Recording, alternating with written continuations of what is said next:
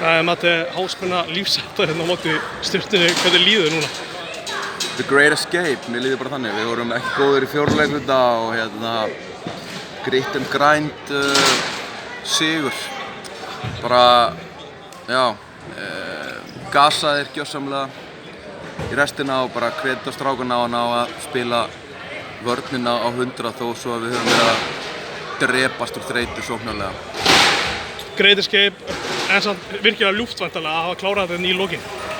Já, bara þessi stig eru risastór þegar við erum ekkert að spila neitt. Við spilaðum vel í fyrri hálfleik. Það var gott flæði og við vorum að finna góðar opnanir. Kemur einn góð sprettur aftur í þriðja leikluta. Og svo einhvern veginn stífnum við aðeins svo mikið upp og það tekur á fyrir mína bestu menn að spila 4 villum í allan seinni hálfleikum. Bæði Gíka og Daniel í bölvu villuversinni og Kaninn náttúrulega elta Rob Turner út allt og gera mjög vel og það tekur úr honum sóknarlega. Þessi sigur, Karfa, er þetta akkurat það sem þú teiknaðir upp?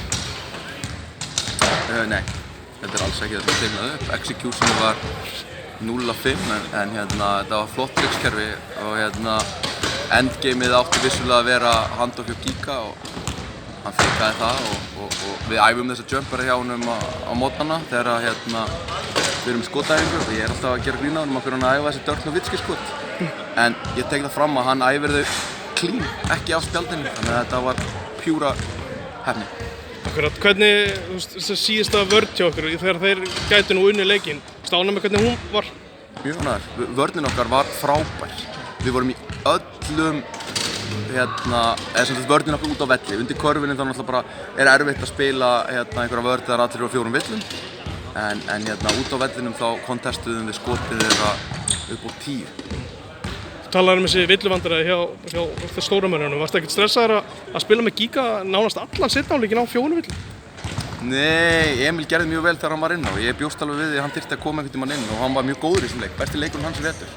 Og frábært að hann sé svona að komast inn í þetta hjá okkur sérstaklega með breka og Robba out og við hefðum ekkert tannilega þessi áhyggjur af þessu, þá hefðum við bara hlaupið við það með Emil hraðan hann í fjarkanum.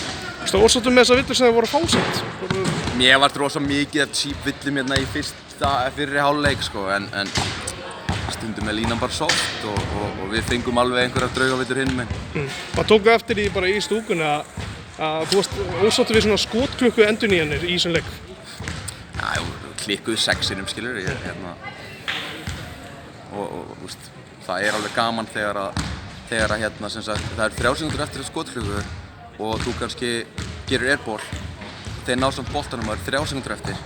Það er mun erfiðar að ná upp skoti aftur heldur en ef að boltinn fer í innkast, endursett skotklukka og þú fær 3-4 sekúndur til að búa eitthvað til. Það er miklu auðveldara að búa eitthvað til eftir sideline innkast á 3 sekúndum heldur en þegar þú tekur eitthvað langt frákast og eitthvað fumble í gangi og þú bara kannski nærði ekkert endilega upp öðru skoti. Þannig að já, þetta fór mjög mikið taugarnar á mér í 5.-7. sinn. Hvað gerir sigur fyrir Hauka? Ég veit ekki hvernig hinleikinni fóru en erum við ekki bara áfram að horfa á Keflavík og Val býst ég við og Blikana ef þeir vinna á morgun og við reynum bara að halda okkur í svona 2 stigum frá þeim á meðan við erum að vinna okkar leiki í staðinn fyrir að leyfa þessum liðum fyrir neðan okkur að nálgast okkur. Það er það sem heldur okkur í svona 4. og 5. sæti. Breki og Róbert með í næsta leik? Hver er næsti leikur? Grindavík? Já, ekki bara segja það. Þeir eru báðir með á móti Grindavík og svo geta þeir bara hvílt sig í 2 vikur og í mjólin. Takk fyrir þetta, Maldi. Takk.